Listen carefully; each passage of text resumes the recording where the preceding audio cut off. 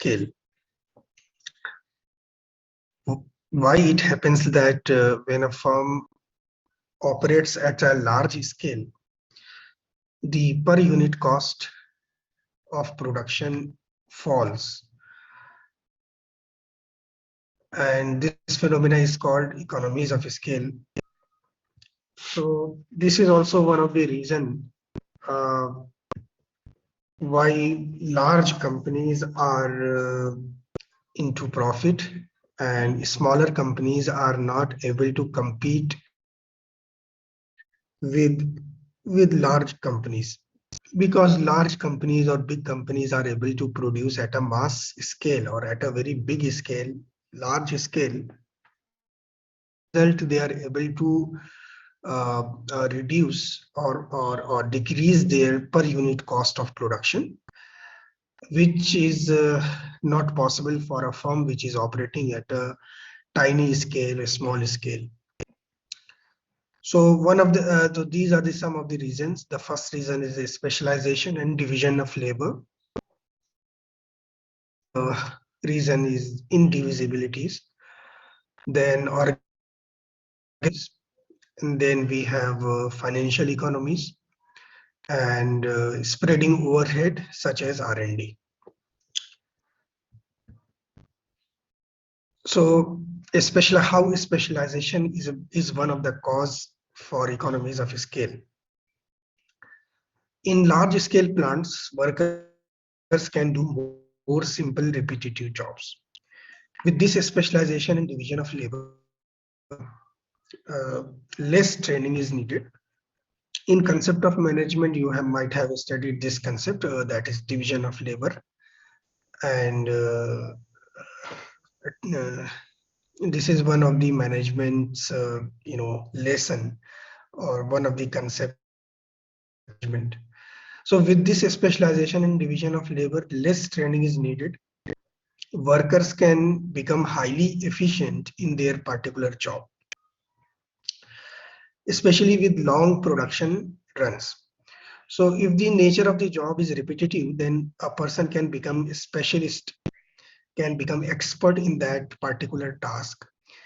And when that labor or that person becomes expert in that particular job, the efficiency and effectiveness of that job or that work improves.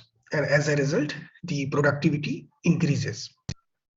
So if every labor is assigned a task in which he or she specializes, then in that case, it will lead to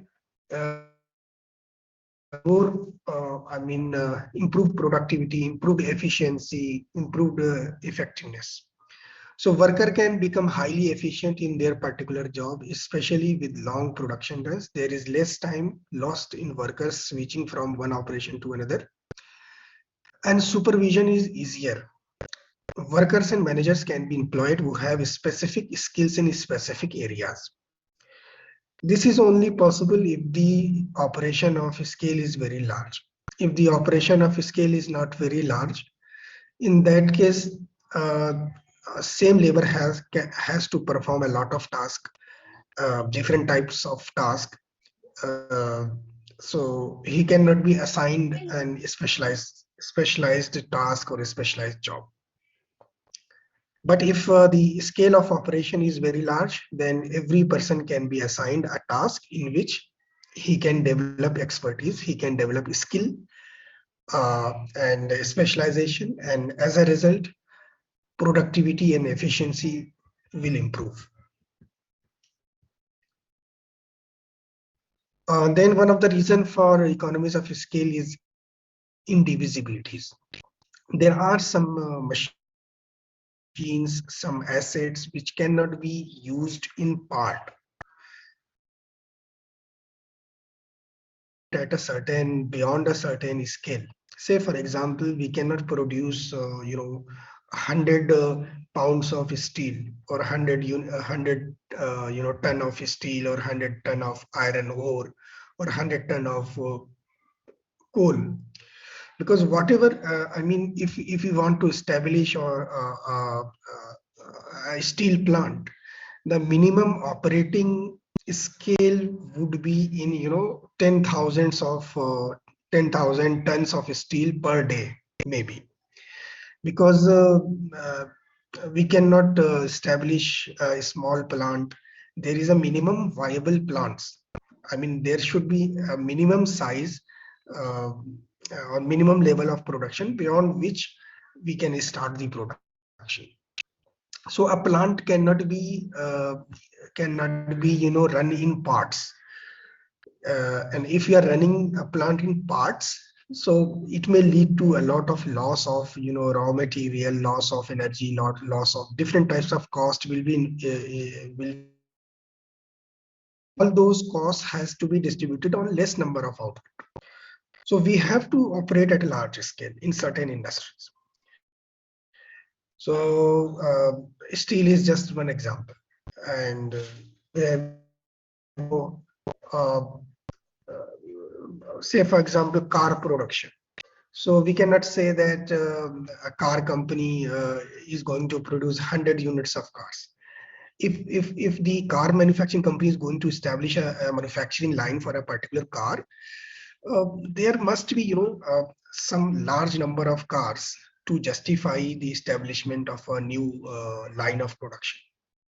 Otherwise it will not be feasible. It will lead to diseconomies of scale instead of economies of scale. So some inputs are of a minimum size, they are indivisible. The most obvious example is machinery. So machinery cannot be used in part. So there is a certain capacity level of each machine that uh, uh, the machinery has certain capacity.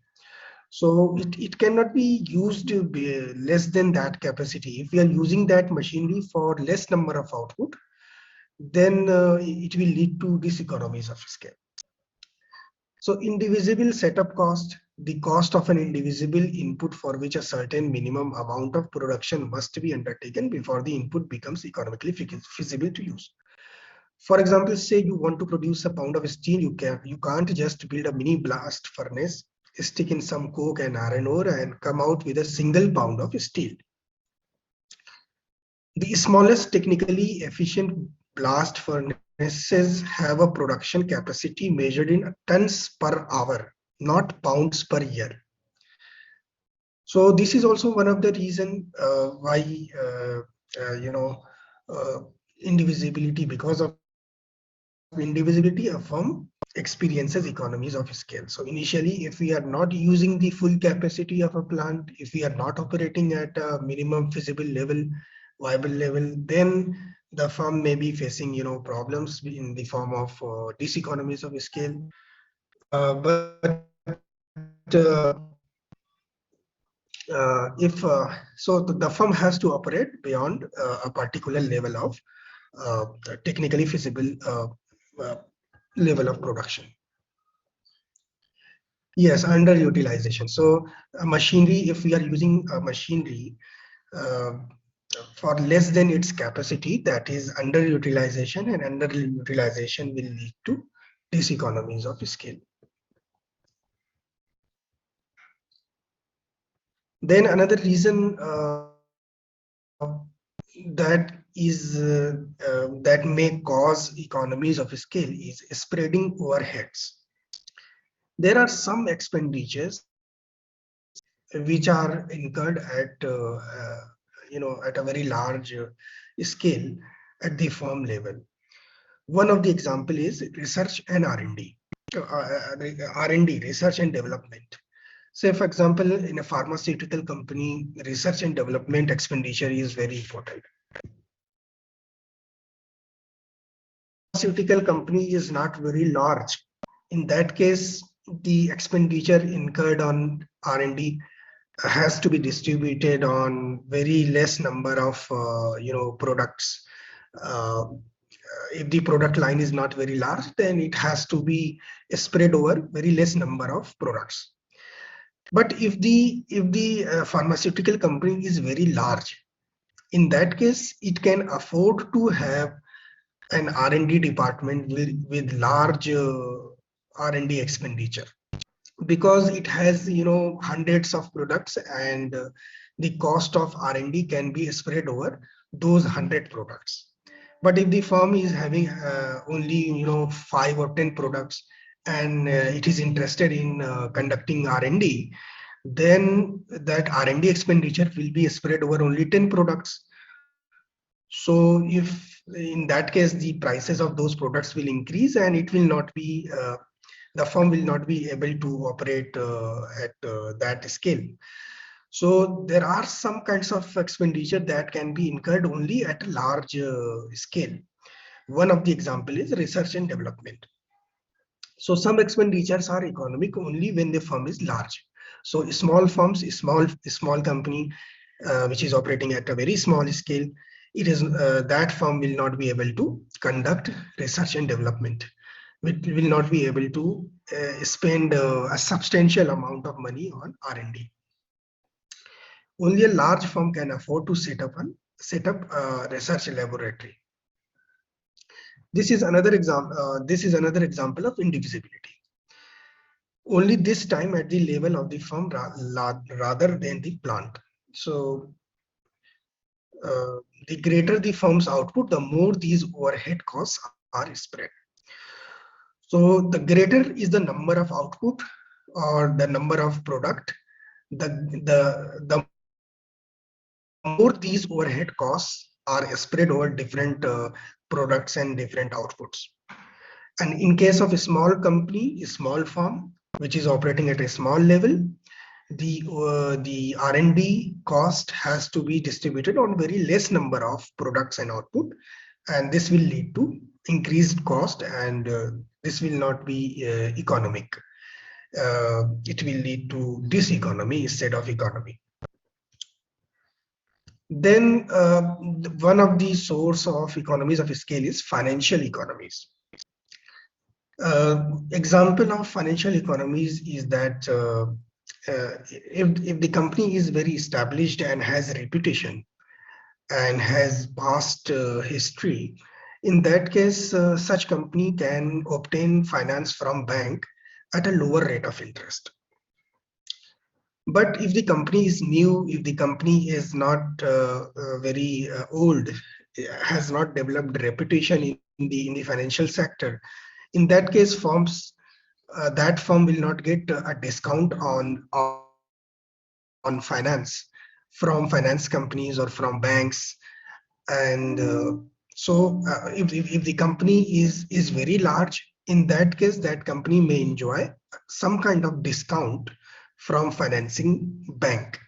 So it will get a lower rate of interest from bank as compared to the smaller firms, because the smaller firms, the banks will not be interested in giving some discounts or lower rate of interest to smaller banks.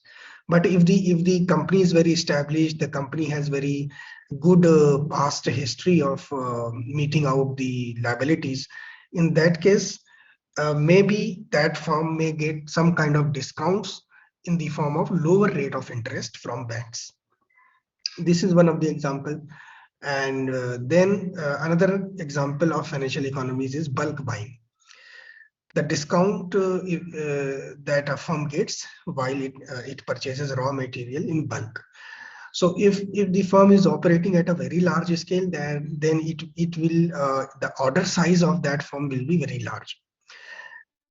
If the order size is very large, then it can get discount from the raw material supplier, which may not be possible for a firm which is operating at a smaller scale. But if the firm is operating at a very large scale and the raw material requirement of that company is very big, in that case, that company may get bulk buying discounts on certain inputs, and the cost of raw material for that large company will be lower than the company which is operating at a smaller scale. So these are some two examples of financial economies.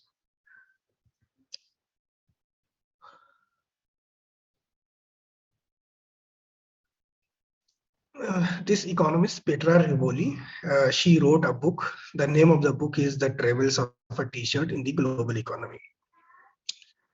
She tracked down the process of making the t-shirt that she bought in Florida. She discovered that it's a lot more complicated than that. True, the company that sewed the shirt was based in Shanghai. So the company that sewed that t-shirt is based in Shanghai, China. But guess where the cotton for the shirt came from? West Texas, USA, at a farm like the Ranch family farm that is highlighted in Rivoli's book. So when she tracked down where the T-shirt was sewed, she found that the T-shirt was sewed in Shanghai, China. And as far as the cotton is concerned, the cotton was produced in a farm in USA itself, in West Texas. So what is the reason? I mean, I'm giving you example of economies of scale, and this concept, I mean, her analysis is related with economies of scale. So, uh, so now here is a question for you. Why, if China's labor cost is 1/20th that of US labor cost, is the cotton for a t-shirt grown in the US shipped across the ocean to China to be woven and sewn into a t-shirt and shipped back again to the US to be sold? So it is well known that China's labor cost is lower. So that is understandable. That is but the next question is why the cotton is exported from US to China, then the t-shirt is made there in China, then it is exported back to US. So what is the reason? So the answer is economies of scale. Economies of scale, because in United States the farm size is very large. Which is not the case in other countries. In other countries, the land ownership of a single farmer, the average land size is very less. So that is why the unit cost of producing cotton is very high. But if the farm size is very big and there is a single farmer, so he has to employ machinery on his farm. And as a result, the unit cost of producing cotton is very less in US. And what is the reason? The reason is economy of scale, because the size of the land is very big, which is under the ownership of a single farmer. The average size of a single farm is very big. So in fact, the United States, one of the leader in the world in the production of cotton, and has done so for over 200 years. Farms in Africa average 8 acres and in China less than 1 acre. So average size of farm in China is less than 1 acre, and average size of farm in Africa is 8 acres. But the American farm size is 1,000 acres. 1,000 acres on an average, and can produce about 5 lakh pounds of cotton, enough for 1.3 million t-shirts. So the answer is that in US, the average size of farm is very big. So size makes a difference. Cotton farmers outside the United States almost exclusively handpick their cotton. So if is very small, in that case they have to do manual work. They have to do hand picking, because US farmers have such large farms. They can use large machinery to do all the picking. Since US farmers have such large farms, they can afford to employ large machinery to do all the picking, and thereby taking advantage of economies of scale, countering the much higher labor cost in the United States. So although labor cost is very high in the United States, but since the farm size in the US is very big, so that is why the economies of scale, the effect of economy of scale is very big. can we say that like since there's large machinery possibility in availability in USA, so the labor cost is less, and that is the reason like why the why USA is sending the cotton to China or to the other material for preparing. So like they are maintaining that equilibrium there. What the loss they would have received while building like while sewing the t-shirt in USA. They are supposedly gaining You are not profits there. audible. So Yes, Kratika, actually, the cost of producing cotton in China is larger than the cost of producing cotton in US. And the reason is that the average farm size in China is only 1 acre. I mean, on an average, a farmer owns 1 acre of land. But in US, a farmer owns on an average 1000 acre of land. So, this leads and this causes, you know, economies of scale, because in US, a farmer can afford to employ machinery, which is not possible in China. Because in China, if a farmer is going to purchase machinery for farming, it will not be economical because the size of his farm is very small. Similarly, is the case in India also. For India, the average land size, under a farmer is very less. So that is why a lot of things are not economical in India. that's So why I so that is pointed out. how.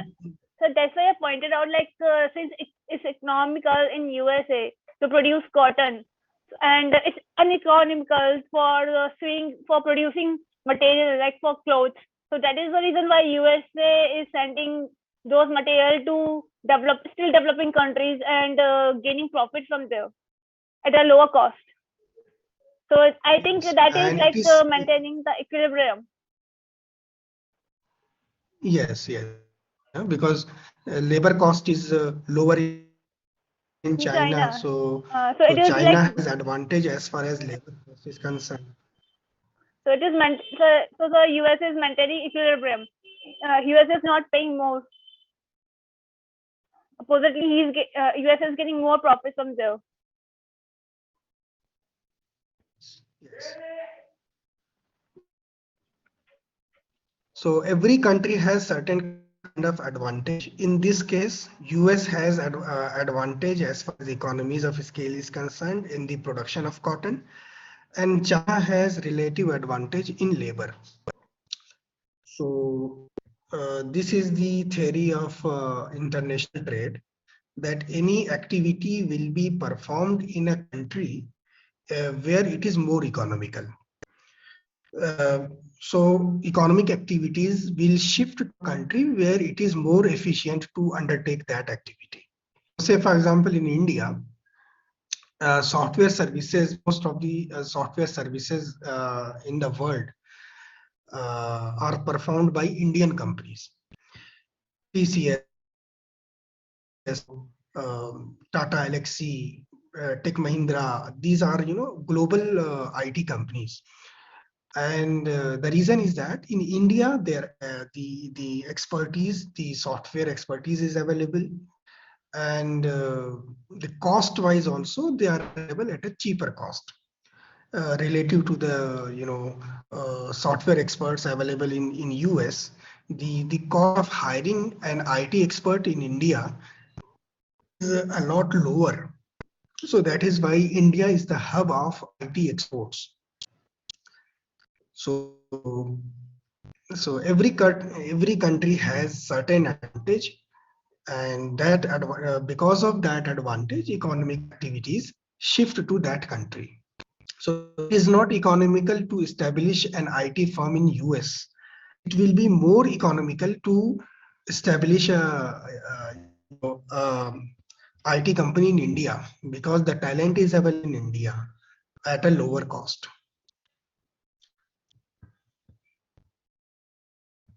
Okay, so Okay, thank you very much. We will continue tomorrow, the same thing. Thank you, sir. Thank you, sir. Thank you, sir. Thank you so much. Thank you, sir.